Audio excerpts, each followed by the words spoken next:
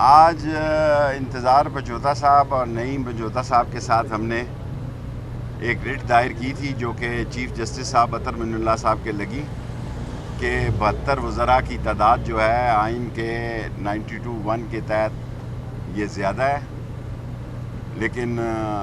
Chief justice صاحب نے کہا کہ آپ اپنے مسئلے جو ہے وہ آپ ممبر ہیں، آپ جا کے اسمبلی میں حل کریں، اور اسمبلیوں میں یہ ساری باتیں حل ہونی چاہیے، عدالتوں کو اس میں خام خواہ ملوث نہ کیا جائے، اور آپ ایک اسٹرانگ اپوزیشن ہے، آپ جائیں اور یہ ساری باتیں جو ہیں اسمبلی کے اندر جا کے کریں۔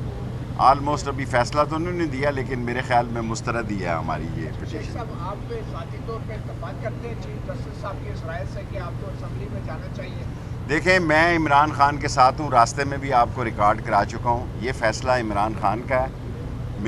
میں اس کا اتحادی ہوں ایک سیٹ کا، اور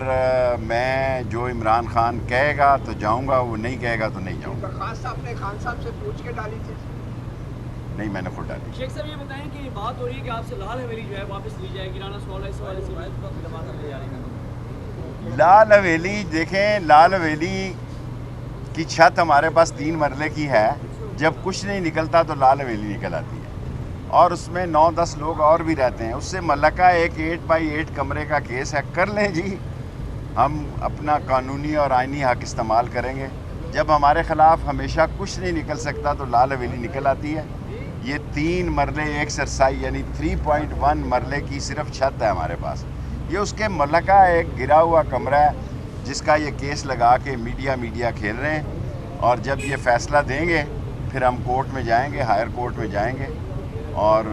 ان چھوٹی چھوٹی باتوں کی ہم پرواہ نہیں کرتے۔ شیخ صاحب، لال حویلی کے علاوہ آپ کے پاس فریڈم ہاؤس بھی ہے الحمدللہ۔ کشمیر کی آزادی کے لیے، کیا ابھی بھی وہاں پہ ٹریننگ جاری ہے؟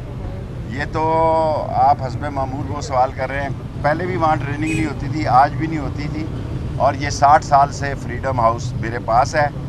اور اس میں سے بیچا کچھ، اس کا انہوں نے کیس کیا اور وہ ہائی کورٹ نے میرے حق میں فیصلہ دیا۔